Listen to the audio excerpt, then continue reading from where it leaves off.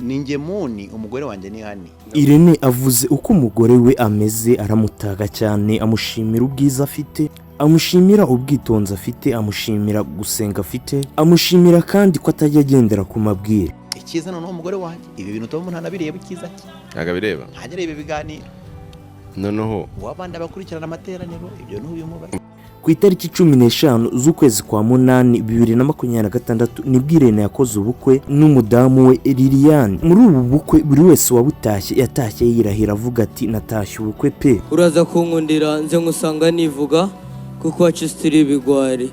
Utagira ngo ndi nkamwe uvuga ngo ni ipiripiri n'ipine by'imodoka nimba ari mbwabara. Muri ubu bukwe nk'uko twabivuze bwa Irene habiremo ibintu byinshi bitandukanye ndetse byagiye bitungura abantu. Twavuga nk'umuteguro Irene yakoresheje wo kugira ba bodyguard, abantu baba star, harimo Kiramani, harimo Rutambi n'abandi bamenyereye ibintu nyene by'ubustar kugira ngo babishyire ku murongo. Ibindi byabereyemo byiza ni uburyo uyu Irene n'umudamu we Liliane bafashe umwanya bakazenguruka baserva inyama abari aho bose mu bukwe. Indi miteguro twavuga yabereyemo ni ibintu byinshi kuko Irene yatumiye abastari benshi. Ubukwe abukoresha amafaranga menshi cyane.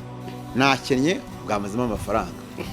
Ukurikije uko ubu bukwe Irene yabukoze amafaranga yawushoyemo, ntabwo yari gusigara mu butunzi bwe nta kigabanutse, ndetse akaba ashobora kuba ari nayo mpamvu Irene yahise yitabaza Kiramani ngo amuganirize iyo umuntu akoze ubukwe agashora amafaranga menshi uburyo agomba kwitwara, kuko nyine murabizi ko Kiramani nawe afite iyo experience. Abandi batandukanye nabo bateye comment bavuga ati nta kuntu washaka umugore mwiza, umugore witonda, umugore utarisadunda, umugore utakuzamuraho umunwa, wujuje ibyifuzo byawe ngo ubure gukora ubukwe nyine bumunezeza. Muri ubu bukwe kandi ikindi cyanejeje abantu benshi ni uburyo umwana wa Irene yitwaye, uburyo yaje hamagara papa we amwereka ibijyanye n'urukundo nyine rwishi amukunda. Ibyo nabyo byanejeje abantu benshi kandi batandukanye. Ubwo rero nageragezaga kureba mama w'uyu mwana wa nyawo aho yaba aherereye, nashatse amakuru ye sanga ni inkuru ibabaje cyane. Ku itariki 7 z'ukwezi kwa gatanu 2025 nibwo mama w'uyu mwana wa Irene yitabye Imana. Aho yitabye Imana yari mu bitaro byitiriwe umwami Faisal. Aha yitabye Imana azize uburwayi bwa kanseri y'ibere. Kugira ngo ubwo namwe murabyumva cyane ko iyi nkuru ibabaje cyane, kuko bisobanuye ngo ubwo uyu mwana wa Irene nyine ntabwo afite mama we umubyara, ahubwo ubwo afite mama we ugomba kumurera. Ndetse mwibuke umunyarwanda wavuze ati akabura nikaboneke ni nyina w'umuntu.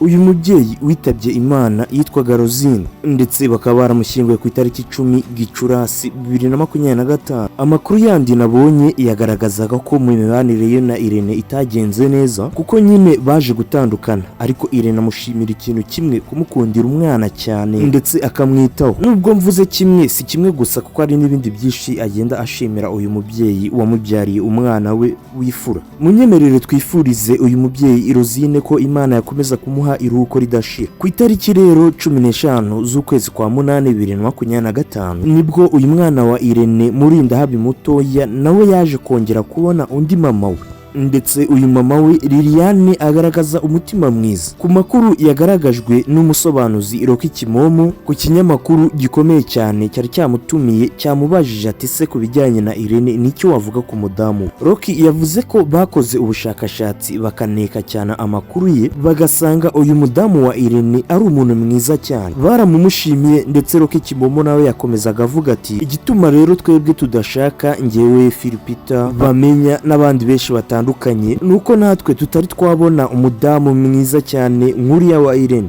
Uyu kimomo yakomezaga avuga ati ariko buri wese uko bisa kose aba afite. Ibyo bisobanuye ko nyine nabo bazageraho bagashaka. Munyemerere dukomeze twifurize uyu Irene na Liliane ko bazagira urugo rwiza. Ndabashimiye cyane ababanye natwe muri iyi video. Njye babagezaga iyi video nitwa Olivier. Imana ibarinde.